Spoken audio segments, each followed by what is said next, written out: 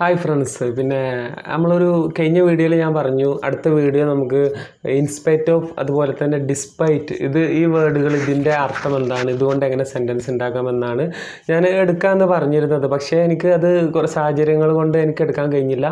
അപ്പോൾ ഇന്ന് അടുത്ത വീഡിയോയിൽ ഞാൻ എന്തായാലും ആ ക്ലാസ് എടുക്കാം, അടുത്തോ അല്ലെങ്കിൽ വേറെ ഏതോ വീഡിയോയിലായിട്ട് ഞാൻ ആ ക്ലാസ് എടുക്കാം. അപ്പോൾ ഇന്ന് നമുക്ക് നോക്കാൻ പോകുന്നത് ഒരു ഇഡിയോമാറ്റിക് എക്സ്പ്രഷനാണ് ഇംഗ്ലീഷിലെ.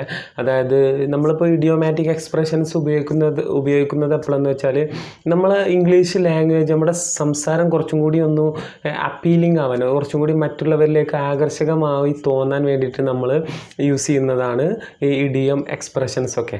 ഇതൊരു ഇഡിയോമാറ്റിക് എക്സ്പ്രഷൻസ് ആണ്. അതായത് at the end of the day നമ്മളിപ്പോൾ അതിൻ്റെ കറക്റ്റ് മീനിങ് നോക്കുമ്പോൾ ദിവസത്തിൻ്റെ അവസാനത്തിൽ എന്ന് പറയൂലേ, അപ്പോൾ നമ്മൾ at the end of the movie അങ്ങനെയൊക്കെ നമ്മൾ പറയും. പക്ഷേ അതിൻ്റെ കറക്റ്റ് ഇംഗ്ലീഷിൽ നമ്മൾ പറയുമ്പോൾ എക്സ്പ്രഷൻസ് ആയിട്ട് എടുക്കുമ്പോൾ ചിലപ്പോൾ മീനിങ് ഡിഫറെൻ്റ് ആയിരിക്കും, പക്ഷേ ഏകദേശം സെയിം തന്നെയാണ്.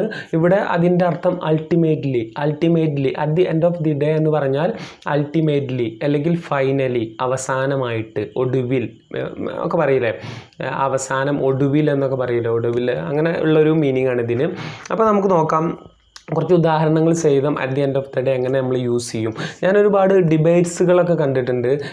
ന്യൂസ് ഡിബേറ്റ്സുകളൊക്കെ നമ്മൾ നോക്കിയാൽ, ഇംഗ്ലീഷിൽ അവരുടെ ഡിബേറ്റ്സ് നോക്കിയാൽ മിക്കവാറും ഒരു ക്ലീഷ ആയിട്ട് ഈ at the end of the day എന്ന് എല്ലാവരും യൂസ് ചെയ്യുന്നൊരു വേർഡാണ്.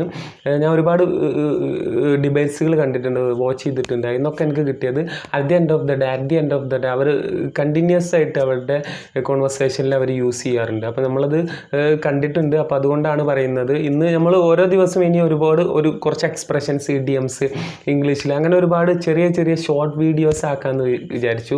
കാരണം എന്താണെന്ന് വെച്ചാൽ ഇവിടെ നെറ്റ് വളരെ സ്ലോ ആണ്, അപ്പോൾ പെട്ടെന്ന് കയറൂല. അപ്പോൾ ഞാൻ അവിടെ കുറച്ച് അപ്പുറത്തേക്ക് പോയിട്ടൊക്കെ കയറ്റൽ. അപ്പോൾ അതുകൊണ്ട് തന്നെ നമുക്ക് ചെറിയ ഷോർട്ട് വീഡിയോ ആകുമ്പോൾ പെട്ടെന്ന് കയറാൻ വേണ്ടിയിട്ടാണ് നമ്മൾ ഷോർട്ട് വീഡിയോ ആക്കാമെന്ന് കരുതിയത്. അപ്പോൾ നമുക്ക് വീഡിയോയിലേക്ക് പോകാം. Okay. The committee interviewed many applicants for this post, but at the end of the day made no appointments. അതായത് കമ്മിറ്റി ഒരുപാട് അപേക്ഷകരെ അപ്ലിക്കേഷന് വേണ്ടിയിട്ട് ക്ഷണിച്ചു ഈ പോസ്റ്റിന് വേണ്ടിയിട്ട്. പക്ഷേ അവസാനത്തിൽ finally there was no appointment. അതായത് ഒരു അപ്പോയിൻമെൻറ്റും നടന്നില്ല. മനസ്സിലായോ?